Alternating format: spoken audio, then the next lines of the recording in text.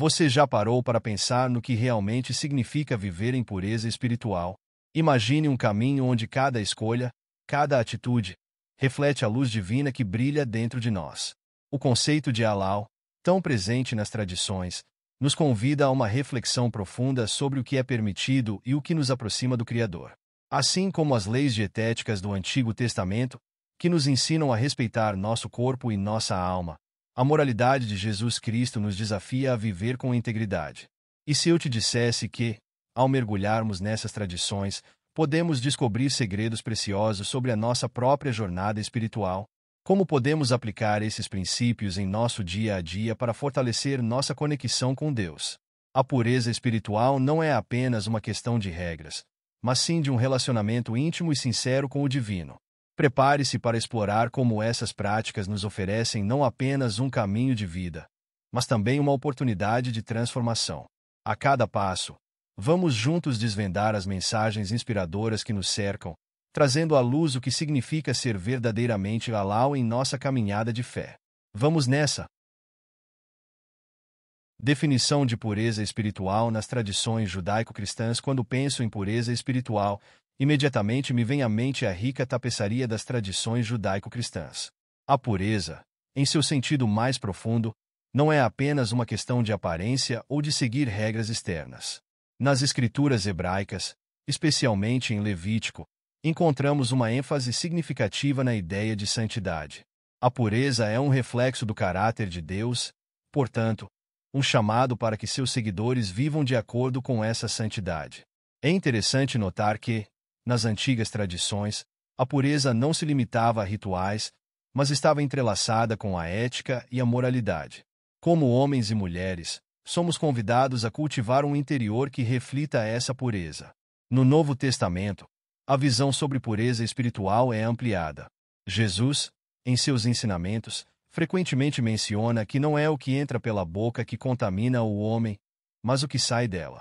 Essa afirmação é uma reinterpretação poderosa do que significa ser puro.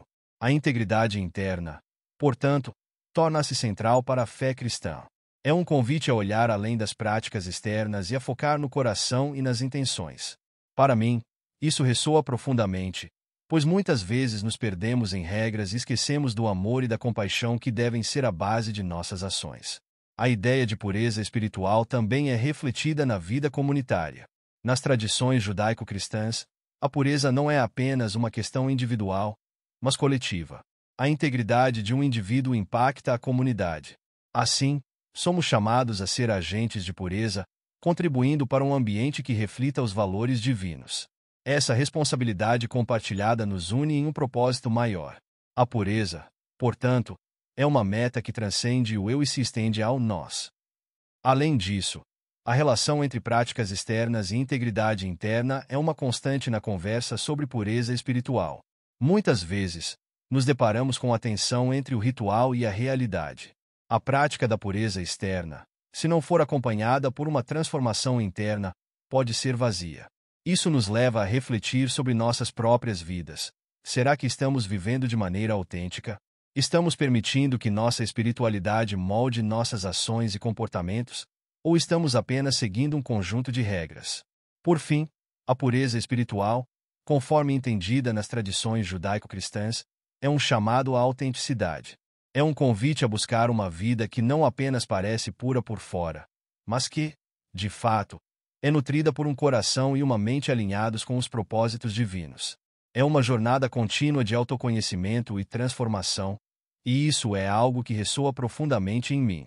A busca pela pureza espiritual é, na verdade, a busca por uma vida que reflita a verdade e o amor de Deus. O conceito de halal no Islã. Quando mergulho no conceito de halal, percebo que ele vai muito além das regras alimentares que muitos associam a ele. Halal significa literalmente permitido ou lícito, e abrange uma ampla gama de práticas comportamentais e espirituais. Essa palavra é um reflexo do desejo de viver de acordo com a vontade de Deus em todas as áreas da vida. Para os muçulmanos, a observância do que é halal é uma forma de expressar obediência e devoção. É fascinante como essa prática diária se torna uma manifestação da fé e da espiritualidade. A relação entre o halal e as práticas alimentares é frequentemente o foco da discussão, Mas é importante notar que vai muito além disso. O halal abrange comportamentos éticos, a honestidade nas interações e até mesmo a maneira como se conduz uma vida diária. Essa abordagem holística é o que realmente me impressiona. O halal não é apenas uma lista de alimentos permitidos. É uma maneira de viver que reflete um compromisso com a integridade e a moralidade. Cada escolha, desde o que comemos até como tratamos os outros, deve ser feita com a consciência de que estamos, em última análise, prestando contas a Deus. Esse conceito de halal também tem uma conexão profunda com a espiritualidade. Para muitos muçulmanos, seguir o que é halal é uma forma de se conectar mais intimamente com Deus. A prática de consumir alimentos halal é vista como uma forma de purificação do corpo e da alma. Isso me faz refletir sobre como nossas escolhas diárias podem ser uma extensão de nossa espiritualidade. Em que medida as pequenas decisões que tomamos refletem um desejo de estar em harmonia com o divino? Fico pensando se, ao escolher o que é halal, estamos também escolhendo um caminho de consciência e gratidão. Além disso, a obediência a Deus, que é central no conceito de halal, revela uma dimensão de confiança. Ao seguir essas diretrizes, os muçulmanos expressam fé na sabedoria divina. Para mim, isso é um lembrete poderoso de que a verdadeira liberdade não está em fazer o que desejamos, mas em viver de acordo com princípios que nos elevam e nos conectam ao divino. A ideia de que nossas escolhas alimentares e comportamentais têm implicações espirituais é algo que ressoa em diversas tradições, e a conexão entre halal e espiritualidade é um exemplo claro disso. Por fim, o conceito de halal é um convite à reflexão sobre como vivemos. Ele nos desafia a considerar a nossa relação com as práticas diárias e como elas se alinham com nossos valores espirituais. Essa busca por um estilo de vida que é não apenas permitido, mas que realmente reverbera com nossa fé, oferece um caminho para uma vida mais plena e significativa. A prática do halal é, portanto, uma jornada que busca unir corpo e espírito em uma harmonia que nos aproxima de Deus. Leis dietéticas do Antigo Testamento. Quando me deparo com as leis dietéticas do Antigo Testamento, sinto que estou adentrando em um universo rico em simbolismo e significado. O judaísmo, com sua tradição milenar, trouxe à tona uma série de regras alimentares conhecidas como kashrut. Essas leis não são apenas sobre o que podemos ou não comer. Elas refletem uma busca mais profunda pela pureza espiritual e pela santidade. Ao longo dos livros da Torá, encontramos uma série de mandamentos que definem o que é considerado limpo ou imundo. Essa distinção, na verdade, vai além da mera questão alimentar. Ela envolve uma compreensão mais ampla do que significa viver em harmonia com Deus. Os alimentos permitidos, ou kasher, incluem carnes de animais ruminantes com cascos fendidos, como vacas e ovelhas, além de peixes com escamas e barbatanas. Por outro lado, temos os alimentos proibidos, como porcos e frutos do mar. Essa categorização não é meramente arbitrária. Ela é um reflexo da visão de mundo que permeia a tradição judaica, onde a pureza não se limita ao físico, mas se estende ao espiritual. Cada vez que um judeu se senta à mesa e escolhe o que comer, ele está participando de uma prática que o conecta com sua herança e sua fé. É um lembrete constante de que a alimentação é uma forma de adoração. Além disso, as leis de kashrut também envolvem a forma como os alimentos são preparados. A separação entre carne e leite, por exemplo, é uma dessas regras que desempenha um papel crucial na observância do judaísmo. Essa prática não é apenas uma questão de seguir um conjunto de normas. É uma maneira de elevar a experiência de comer a um ato sagrado. A cozinha se transforma em um espaço onde a espiritualidade e a vida cotidiana se encontram, e cada refeição se torna uma oportunidade de refletir sobre a relação com o sagrado. Essa conexão é fundamental para entender a importância das leis dietéticas dentro da tradição judaica. A busca pela pureza espiritual, conforme expressa nas leis dietéticas, também pode ser vista como uma forma de disciplina. Vivemos em um mundo onde as tentações estão sempre à espreita, e seguir essas regras exige um comprometimento que muitas vezes vai além do simples ato de comer. É um convite para refletir sobre nossas escolhas, sobre o que valorizamos e sobre como nossas ações, até mesmo as mais cotidianas, podem nos aproximar ou afastar de nossa essência espiritual. Para muitos judeus, essa disciplina é um caminho para a santidade, um lembrete de que a vida é um dom que deve ser tratado com cuidado e respeito. Por fim, As leis alimentares do Antigo Testamento nos ensinam sobre a importância da comunidade e da tradição. Comer não é apenas um ato individual, é uma experiência compartilhada. Ao seguir as regras de Kashrut, os judeus se unem em torno de uma mesa que transcende gerações. As refeições se tornam momentos de conexão, onde histórias são contadas e tradições são passadas adiante. Essa interconexão entre alimento, espiritualidade e comunidade é uma das razões pelas quais essas leis ainda ressoam tão profundamente na vida judaica contemporânea. Moralidade e ensinamentos de Jesus Cristo. Quando penso nos ensinamentos de Jesus Cristo sobre a pureza espiritual, não posso deixar de notar como suas mensagens são frequentemente envoltas em uma simplicidade que ressoa com a complexidade da vida. Jesus, em sua abordagem às leis e rituais, desafiou muitas das normas estabelecidas de sua época. Ele enfatizou que a verdadeira pureza não se encontra nas práticas externas, mas na intenção e no coração. Essa perspectiva muda a forma como vemos a moralidade, transformando-a em algo que vai além da mera obediência a regras. Uma das passagens que me toca profundamente é quando Jesus fala sobre o que realmente contamina o homem. Em Mateus 15:11, ele afirma que não é o que entra pela boca que contamina o homem, mas o que sai da boca. Isso nos leva a refletir sobre a importância das palavras e das intenções. Jesus estava essencialmente dizendo que a pureza espiritual é uma questão de como vivemos, como tratamos os outros e quais são nossas verdadeiras motivações.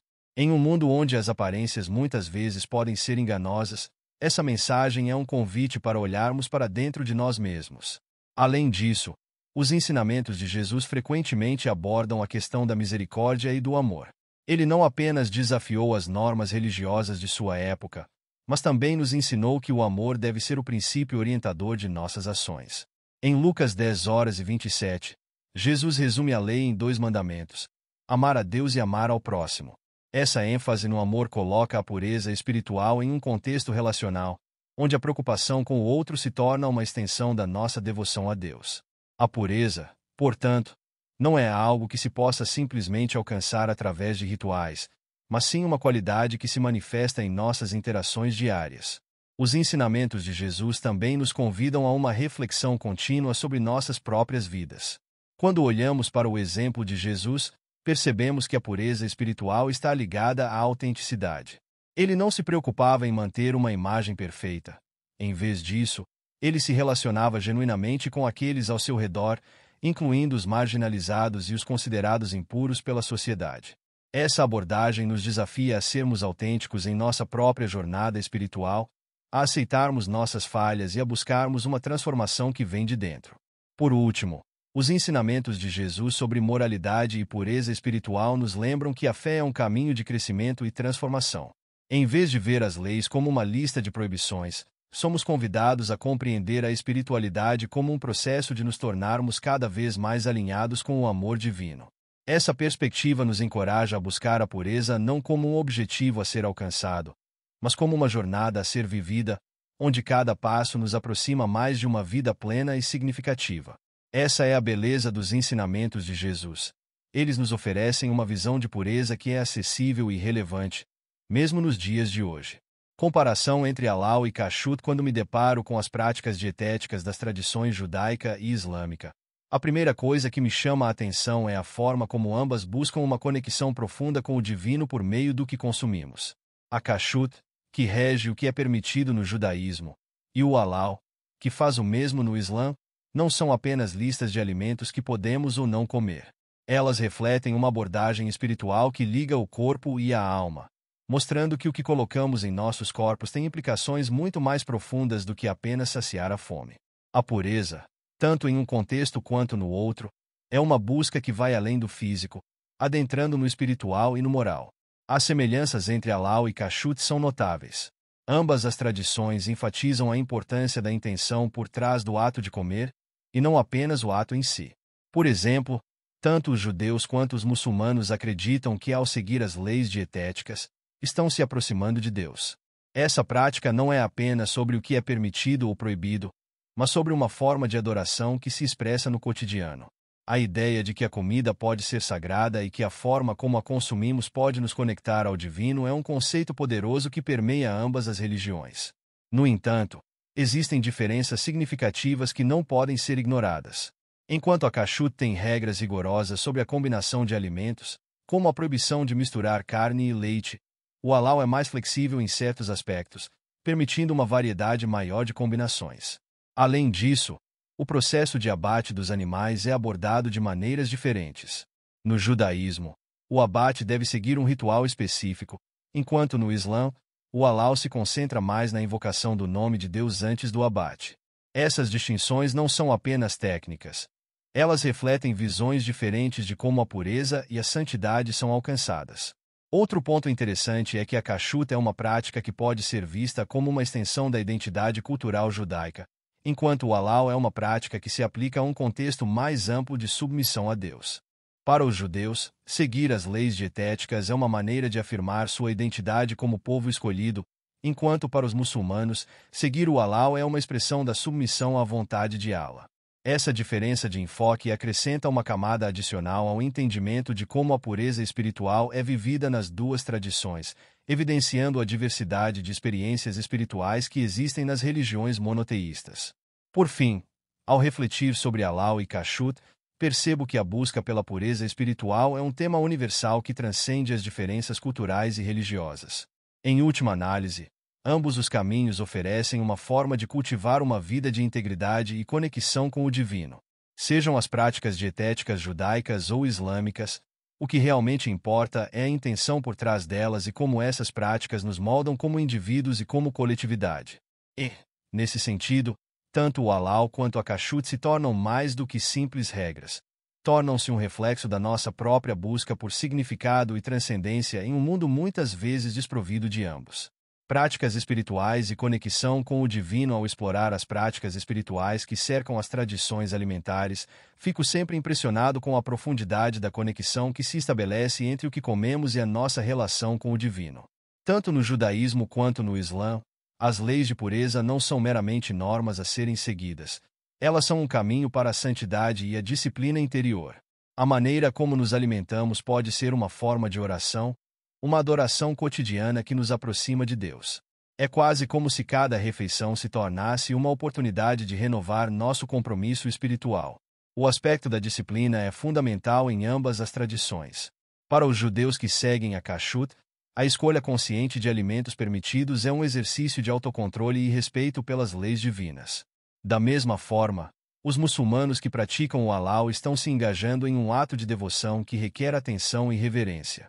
Essa disciplina não se limita apenas ao que entra em nossos corpos, mas se estende a como nos relacionamos com o mundo ao nosso redor, promovendo um estilo de vida que valoriza a integridade e a responsabilidade.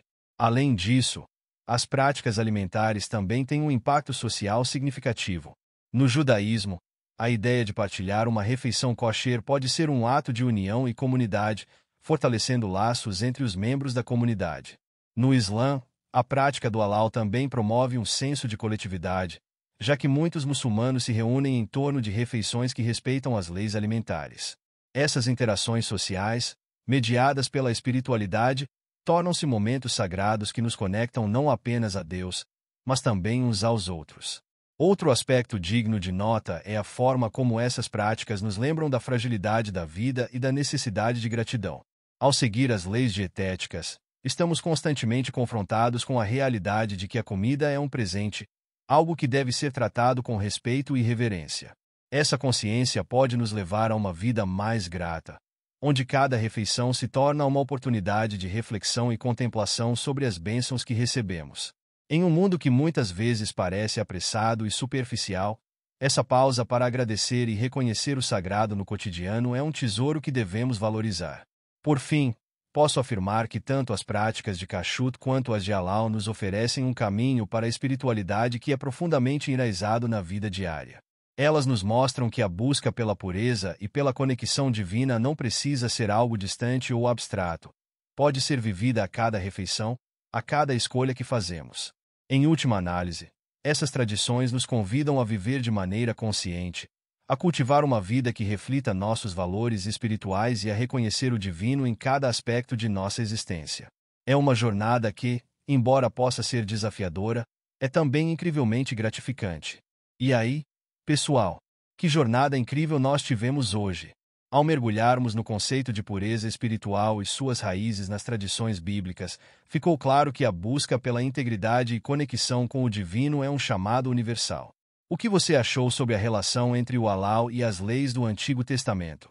Você já parou para refletir como essas práticas podem transformar sua vida? A pureza não é apenas uma questão de regras.